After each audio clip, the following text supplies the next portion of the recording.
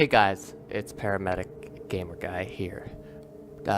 This is my first series to my channel, so welcome. If anybody ever sees this, it's gonna be great. Fantastic. So, I've decided to start off my channel with Fallout, the original. You know, classic game. I've never played it myself, so I'm excited to see what it's all about. I've played Fallout 3 and Fallout 4, so I know enough about the lore in the series, but I'm excited to see where it all started. So, without further ado, I guess we'll get right into it. Alrighty. So, pick a character. Perception.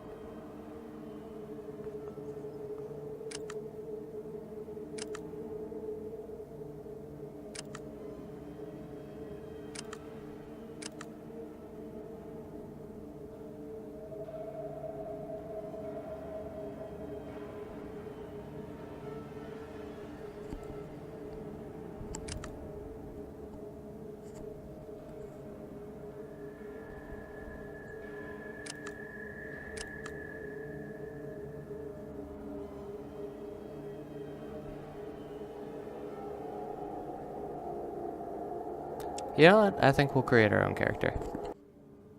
Alright, I'm back, and now it's time to name our character.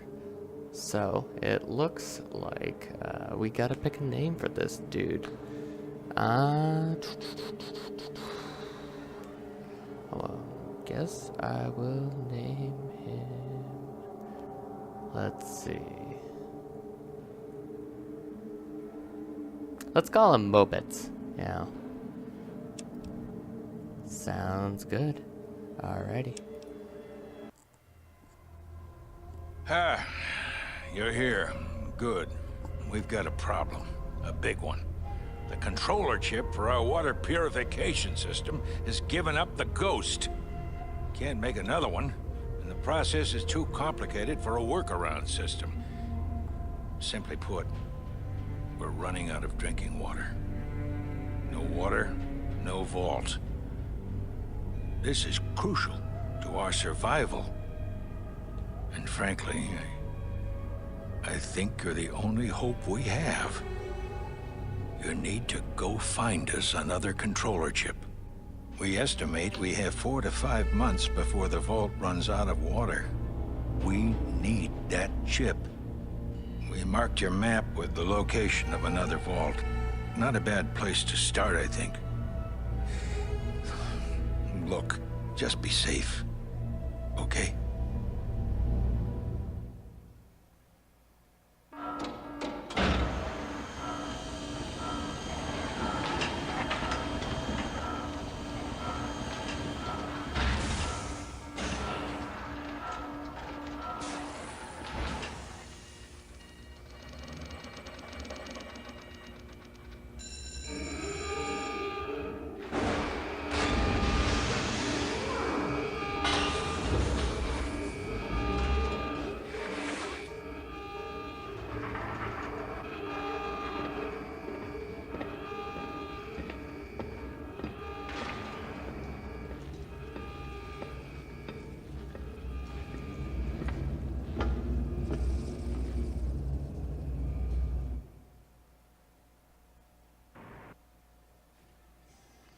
Alright, and it looks like we've started right here.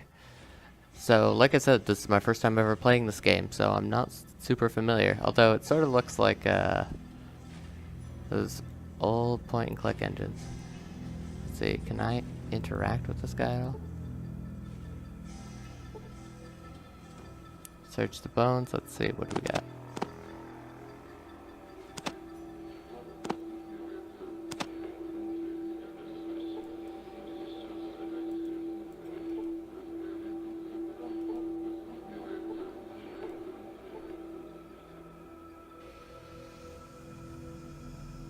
.10mm ammo, the pistol, a stim pack, 2 flares, and some lockpicks. Alrighty. Let's select our dude.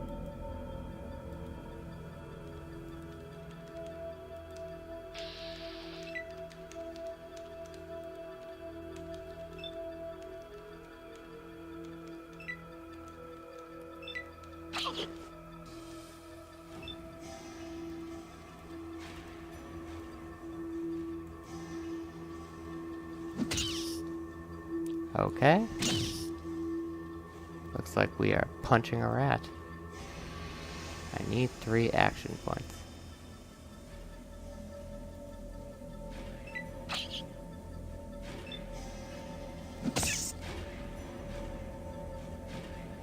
Alrighty. Now.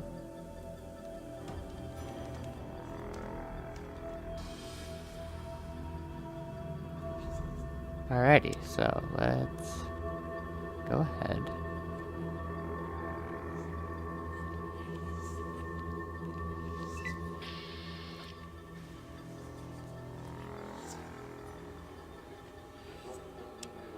And find out. So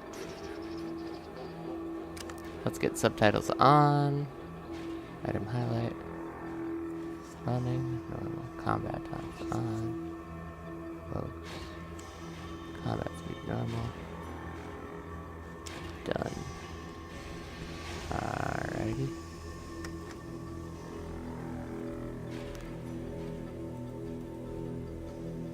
So it looks like the rat had nothing on him. Not that surprising.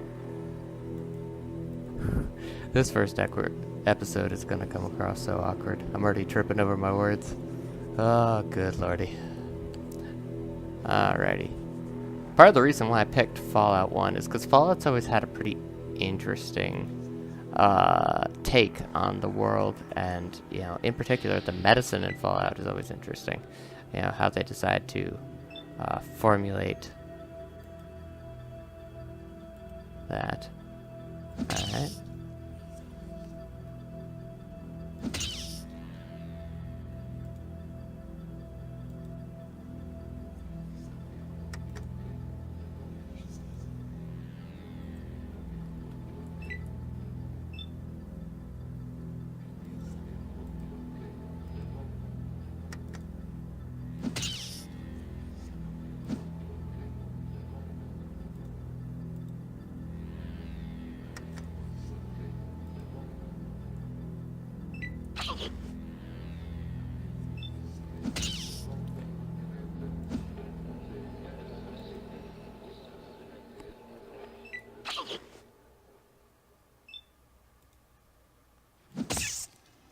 Alrighty, so it looks like it's turn-based combat, and then I select when my turn is ended.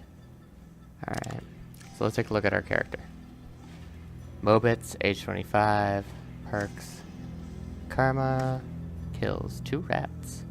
Oh, very nice, very nice, very nice. Alright, done. I'm still in combat. Target out of range. Alrighty. Why am I still in combat, though? Shall we return over here? Alright.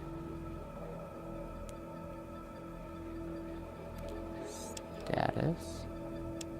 Auto maps. Video archive. Overseer briefing. So that's the thing that we just saw. Inventory. There we go. Alright. Now, let's see. What do we got? First aid kit. 10mm ammo. JHP. Hollow points weigh 1 pound. So, hollow point ammunition, for those of you who don't know, is bullets that are hollow on the inside. So this means that when they hit a person or a animal or whatever, they're more likely to break apart and induce what's known as shrapnel into a wound, which are tiny bits and pieces of metal that tumble around on the inside. These tiny bits and pieces of metal are more likely to lacerate arteries, veins, internal organs. You get the idea. So shrapnel damage is usually seen as a very effective way of killing someone, more or less. Whereas a traditional bullet usually either does one of 2 things. It'll enter the target or the person who it's shot at, and it will go through and through, making a singular entry and exit wound. perfect hole, and it'll damage anything through that, obviously, which will again result in bleeding,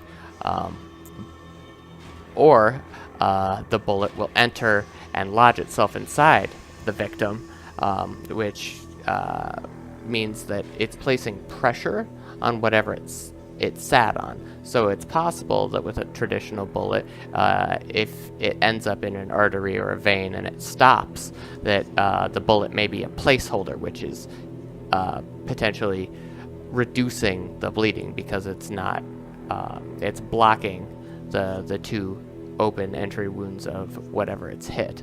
So it may staunch a little bit of the bleeding. Not completely, obviously, and a lot of people who get shot still bleed out very, very quickly, and that's something that you always want to watch for. But with hollow point bullets, the amount of shrapnel is intended to stay inside the target. It's not supposed to go through and through. The whole point of it is to tumble around inside and cut up as much as possible, which creates a lot more damage and a lot more bleeding. And it's much harder for doctors and medical professionals in general to get these little pieces of metal out before the person bleeds to death. In combat, mostly what they do is they just pack the wound. You fill up the bullet hole with as much as possible and hope the person doesn't bleed out. Now the issue with that, and especially with hollow point rounds, is well, you may have stopped the blood from leaving the body. There's what's known as internal bleeding, in which the blood enters the cavities. So there's a lot of empty space inside your body, and when the blood still enters that cavity, it's still leaving your circulatory system where you want it to stay. So it's still very possible to bleed out, even if none of the blood is actually leaving the body. So there you go. Bullets, hollow point bullets 101. So, let's see. We've got a knife.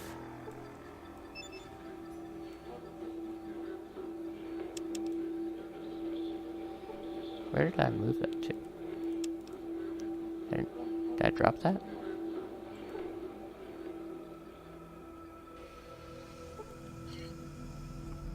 There we go. Alright, I picked up my knife. Alrighty. Let's try placing that here. Placing that there.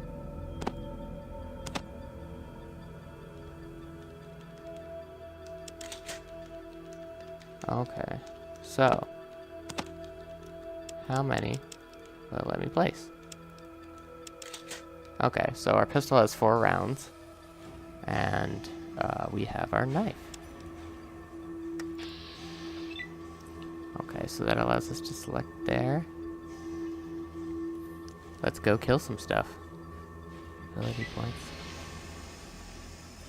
Okay, so these little lights down here must be my ability points.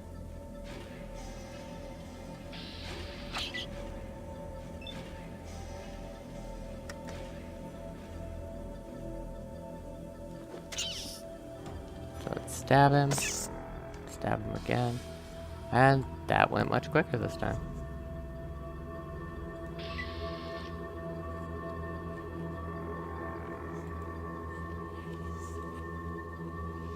Yeah, these rats don't really seem to have much on them, which makes sense, you know, rats don't usually carry shit. It is a little jarring to switch between movement and interacting with the world in the same point. And the fact that time gets paused while the enemy comes to me.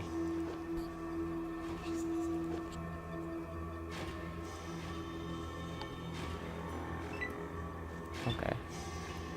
Seeing as it is turn-based combat, let's slice him up. Alright.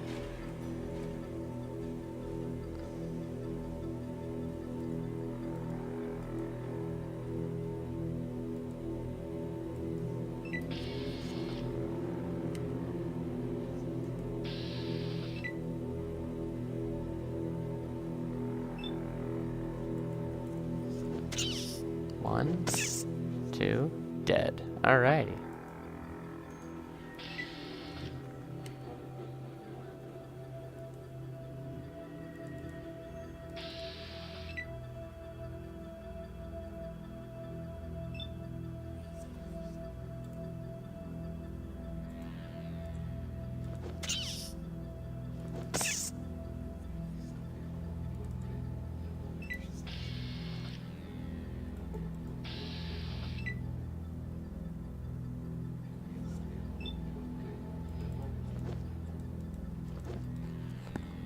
Yeah, sorry. God, I keep forgetting to talk. You know, you get so wrapped up in these games that you forget the conversation's an important part of this. Admittedly, I'm not too used to talking to myself in an empty room. It's sort of an odd experience, you know. As humans, we always tend to want to talk to other people. The concept of talking to ourselves is usually indicative of some sort of, you know, generally seen as some sort of mental illness. Except for when we're studying, you know. I've always found that when I was in school and I'm studying, um, repetition, especially repeating stuff out loud, you know, hearing myself say it again and again and again and again, always helped me a little bit more than just roading it through my head, you know, trying to remember all the bits and pieces and repetition. God, combat moves extraordinarily slow. Let's see. Let's move combat speed up and see how this works. Because it is a turn-based game, so I don't think we'd be missing much.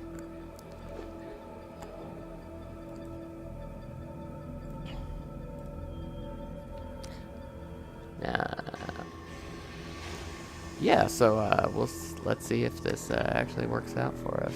Oh yeah, I keep forgetting to end my turn. All right, so we let Rat Dude attack us.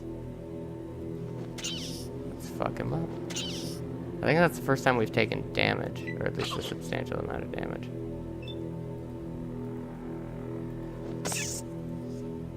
All right, there's lots of other rats here, so let's farm for experience, I guess.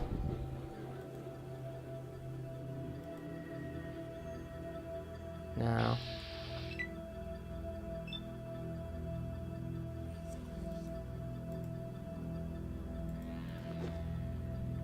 Gives us the percentage to hit, so it's 66%.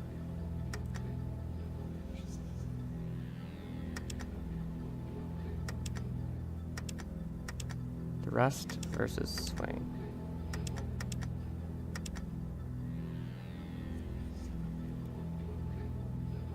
Okay. So we can pick different kinds of attacks. That's fascinating. So you pick the different kinds of wounds you inflict. For crushing your enemies, you earn 25 experience points. Nice! Alright, so let's see what this new kind of swing brings us. Oh, okay, so this must be the VAT system. So let's target the head. I missed. Damn, alright. Let's try the head again. And I missed again. Damn, alright. Let's try the body. And I missed. Alright, so let's just try thrusting. Oh, nice. Okay, so maybe, well, obviously, with knives, you know, there's a couple of different kinds of wounds, generally. However, as far as, you know, inflicting damage goes, penetrating injuries usually tend to be more concerning than lacerations, just because lacerations running across a horizontal plane have a higher chance of the arteries collapsing in upon themselves. Now, you don't get that so much with vertical lacerations, especially with arteries and veins running near the surface. You can get issues where the veins don't necessarily clot or collapse fast enough. But as a general rule, penetrating injuries as they run deeper have a higher chance of hitting something vital. You know, the parts of your body that are considered the most important, especially in the abdominal and the chest cavity, are buried way deeper than your superficial arteries or muscle tissue. So, I think here's a good place to take a break. We'll go ahead and call this an episode, wrap it up, see how it goes. Thanks for watching. You know, I'm sure it was as horribly awkward to watch as it was for me to figure out what the fuck I'm doing. But hey, next time we're starting with exponentially more knowledge and experience than we did for this time. So for the inaugural episode on the channel, I'd really like to thank anybody who finds this, who watches this, as rare as it may be. And feel free to leave a comment or, especially criticism or recommendations for improvement. If there's questions you have concerning some of the stuff I talked about, or anything in general, feel free to hit me up in the comments. I'll be looking forward to it, guys. Thanks. Have a good one.